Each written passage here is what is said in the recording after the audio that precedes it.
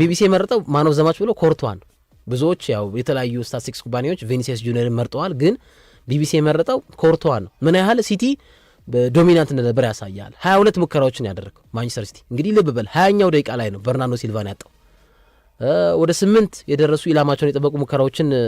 አሳክቷል ማንቸስተር ሲቲ እና ትናንት ኮርቷ ባይኖር ኖሮ ምናልባት የሙሉ ጨዋታው ደቂቃ ውጤት 2-1 በሲቲ በሪያል ማድሪድ አሸናፊነት ላይጠናቀቅ ይችላል እና ኮርቷ ድንቅ ሙከራዎችን አድነዋል በጨዋታው ማንቸስተር ሲቲ 22 ሙከራዎችን በማድሪድ ላይ ማሳረፍ ሙከራል 8 ኦን ታርጌት እና ሃላንድ ሲተችበት የነበረውን ነገር ትላንትና ቀርፏል በእግር ኳስ ህይወቱ በቻምፒየንስ ሊግ ቆይታው በዶርትመንድ ማሊያ ፒኤስጂን ሲገጥሙ አንድ ሙከራ አላደረገም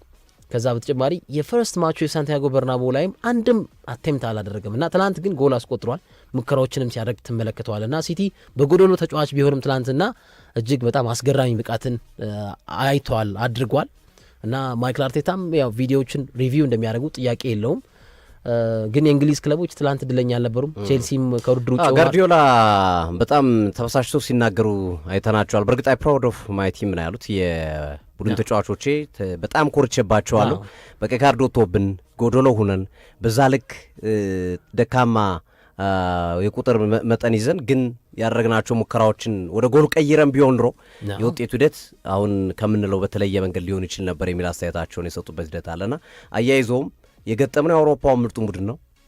በቀጣይም የምንገጥመው የእንግሊዝ ፕሪሚየር ሊግ ምርጡ ቡድን ነው ስለዚህ አሁን ራሳችን ማሳየት ነው ያለብን ውጤቱ ምን ሊሆን ይችላል መገመት ያስቸግራል ግን ምንም ይሁን ምን ኮምፒት ማድረግ እንደምንችል አጠገባቸው እንደሆን ለዓለም ኃያላን ክለቦች አሁንም አጠገባቸው እንዳለን ግን የትናንትናው ጨዋታ በደንብ አሳይቶልኛል የሚል አስተያየታቸው ፔፕ ጋርዲዮላ ያስቀመጡበት ሂደት እንመለከታለን ቢገባ ይሻላል አሁን የበርናርዶ ሲልቫ ውሳኔ ትንሽ ነርቨስ ያደርገው ይመስለኛል እርሊ ደቂቃ ነው 20ኛው ደቂቃ ላይ ተሞከረ ኳሱ ሲሞከር ኳሱን እንዲህ ብሎ ነገር ነው ያወጣው ካየው ሃይላይቱንና ቀይ ካርድ ነው የተሰጡትና ጎሉ ተቆጥሮባቸው ሊያንሰራሩ ይችላሉ 3-1 ሊያሸንፉ ይችላሉ 4ም ሊያስቆጥሩ ይችላሉና በርናርዶ ከወጣ በኋላም የሲቲ ብቃት በጣም ጥሩ ነበር የቲጃኒ ሬንጀርስ ብቃት አስገራሚ ነበር ሲሜኒዮ በጣም አሪፍ እንቅስቃሴ ሲያደርጉ የተመለከትንበትን ነገር አይተናልና ለእሁዱ ጨዋታ ትልቅ አላርብ ነው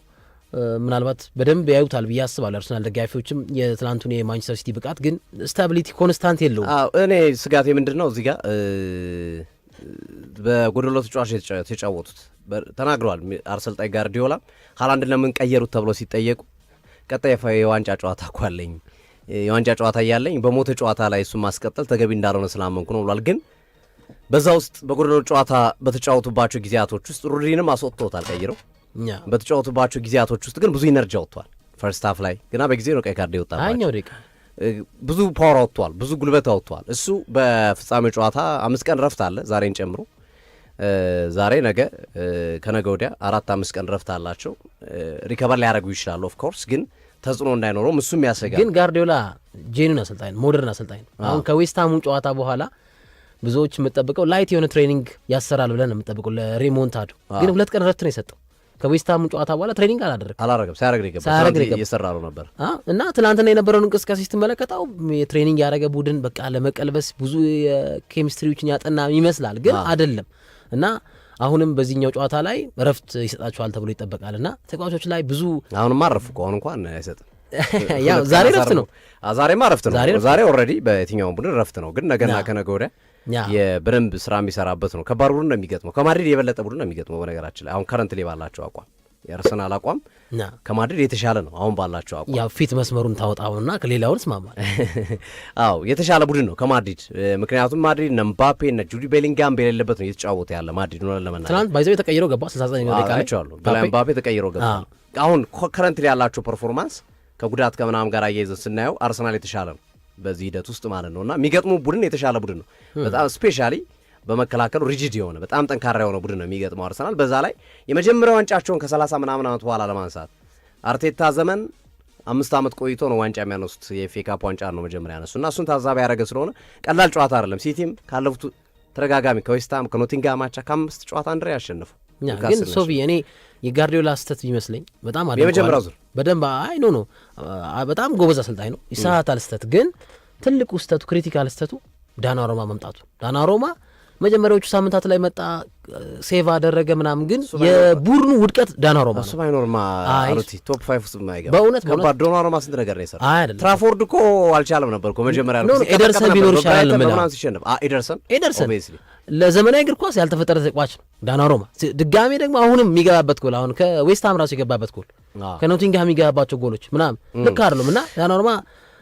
ሰሞነኛ አቋሙ ጥሩ አይደለም እና የጋርዲዮላ ምናልባት ስህተት ብዬ የምጠራው እኔ የመጀመሪያው ዙር ላይ ነው የሻምፒዮንስ ሊግ ላይ የሰሩ ስህተት 4 አጥቂ ይዘው ሲገቡ ነው። ዶኩ፣ ሲሜኒዮ፣ ሃላንድና እሱም እንዳለው ነው እንደዚሁም ማራሙሽን አድርገው ይዘው ገቡ። እንዴት ቢንቁት ነው ማድሪድን ባዶ ነው ብለው ተከላካይ ብላ ባዶ 4 አጥቂ እኮ ነው ይዘገቡት እኮ 4 አጥቂ 2 አማካኝ ሮድሪና በርናንዶ ሲልቫን አድርገው ተመቻቸው። ሚዱን ኮንትሮል አረገው ማነው አርበሏና ባኗል እንደዛ ይዞ እንደሚመጡ